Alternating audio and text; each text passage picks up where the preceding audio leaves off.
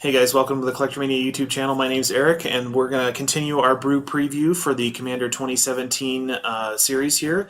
We are on our second Vampire Tribe video, and we're going to feature Edgar Markov here. Another great Mardu commander. You've got three colorless red, white, and black legendary creature Vampire Knight, a 4/4. He has an ability called Imminence, which most of these, or one of them, at least in each of these kits will have. Yeah, it's their kind of featured ability. Whenever you cast another vampire spell, if Edgar is in battlefield or command zone, put a 1/1 black vampire into play.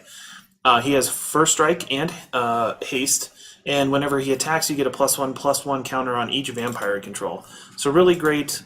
Being a 4/4 with haste and first strike is really good because you might be a little less hesitant to swing, especially with first strike. 6 isn't too bad, really strong card. And then, of course, a huge benefit to your whole board in a tribal vampire deck if you're just attacking to get tokens on everybody, essentially. Next one here, we've got Drona, Liberator of Malakir. Flying first strike, whenever Drona deals damage to a player, put a +1/+1 counter on each attacking creature. With first strike, you might get it in before the rest of your other vampires hit. So she hits for a little bit, get your counters, hit for more for everybody else. Again, really good kind of synergy there, I guess, and especially if Edgar's there too. That'd be really, really good. Next, we have the Necropolis Regent. Flying whenever creatures you control deal combat damage to a player, put that many +1/+1 counters on it. So, super good there as well. Man, I'm glad Steve mentioned this. I totally missed that card. Fantastic card from Return to Ravnica. Definitely a good one in a +1/+1 vampire combat deck. Next, we've got Patron of the Vein, a new card here from Commander 17. Vampire Shaman flying. When it enters the battlefield, destroy target creature an opponent controls. Whenever a creature an opponent control dies, exile it, and put a +1/+1 counter on each vampire you control. Again, pretty good. And destroying then turns into exile. Pretty gnarly. We couldn't ignore Olivia Val Daran, good old Innistrad favorite there, and especially in a tribal deck where you want as many vampires as you can get, and you want as many things that you have to save vampire. So with her, you can bite a creature, even the one you don't control, for a little bit, and then take control of vampires you don't control. So really strong and a really flavorful card. I've always loved that. Yeah, super great card. Of course, old Olivia or new Olivia, Mobilize for War is pretty good too. Maybe include that one if you'd like. Next, we'll move on to Blade of the Blood Chief. Equipment here. Whenever a creature is put into a graveyard from the battlefield, put a +1/+1 counter on the equipped creature. If it's a vampire, you put 2 counters on there. So, really good if you're swinging through with a really beefed up Edgar and getting like essentially more counters because you're killing stuff. Even if you're not connecting, you're still attacking and getting counters and more counters just because you killed stuff. Really good. Might be in the deck, who knows? One of the other new ones here, we have Bloodsworn Steward, creature Vampire Knight for 4. We have flying, and then commander creatures you control get +2. So, and haste. Yeah, sorry. Thank you, Steve. He's like, hello.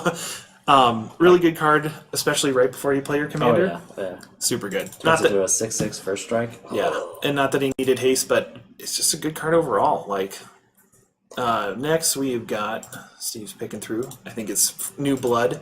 Sorcery and additional cost, tap an untapped Necromancer, jeez Louise, vampire you control, gain control of target creature, change the text of that creature by replacing all instances of one creature type with another. I had to read that card like 3 times, and I'm like, what? What's that one card, Realm Right or something, where you change, it's like, this isn't very good, but it's really good. Turning other stuff into a vampire. Yeah, really good. I can't wait until I do that to a Consecrated Sphinx. Oh, yeah. That is my goal now. Just like whatever's good. Just like, okay. Next, we're going to move on to some of the cards I'm familiar with from Old Lorwyn. And one I think some people may not know about are the Shapeshifters or the Changeling keyword. Here we've got a mirror entity. If you read the Changeling keyword there, it says this creature is all creature types. So this triggers the Eminence ability when it's cast.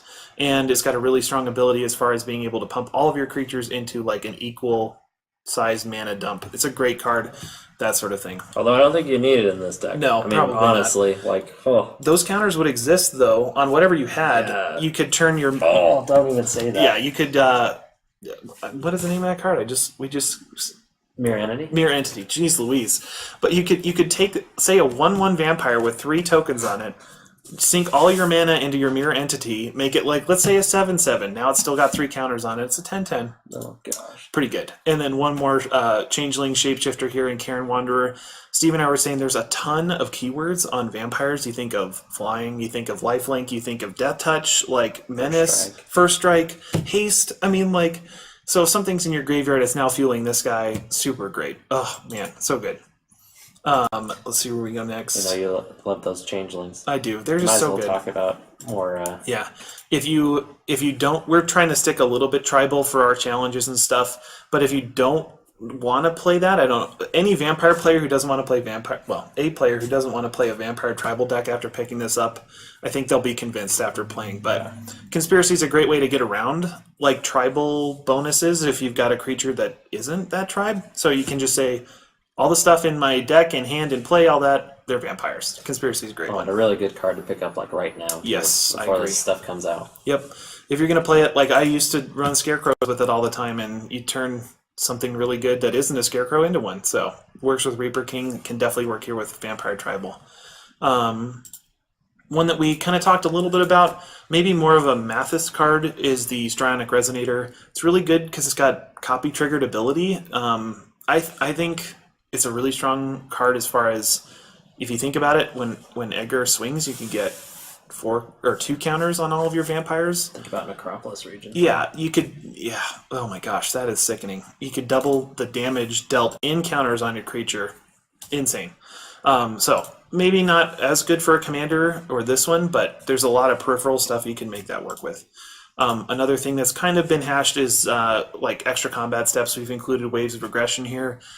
It'd be perfect to get more and more counters every time. So there's a number of them, of course, like Relentless Assault and Savage Beating and all that stuff. We just included the one, but that is definitely another route you can go. That's kind of, like I said, it's a beaten path as far as red-white. It's cool that it could fit in black and put some crazy vampire baddies out there too. What does that leave us with land? I think we need to talk about this one as well. The Hairline Blade. We talked a little bit about this. Equip creature gets +3/+1. Whatever that creature dies, reveal cards from your library until you reveal one that shares a type. Put that card into your hand, the rest on the bottom.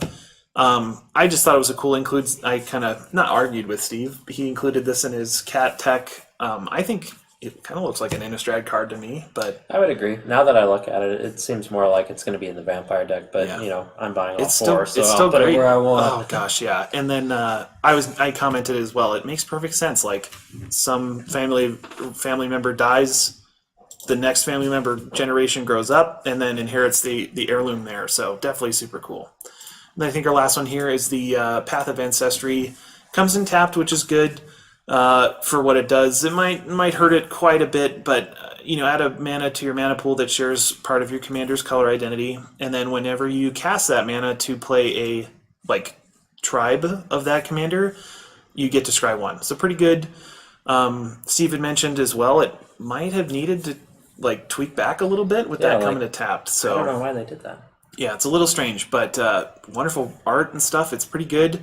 I'd be curious to see where this comes into play with other decks that are tribal, so we'll see. Thanks for joining us for this brew preview. Again, we're going to do, if you haven't checked it out, check out the Licia and the Mathas brew previews as well, and our other deck techs. We're going to try to do them for the dragons, wizards, that sort of thing, so check those guys out.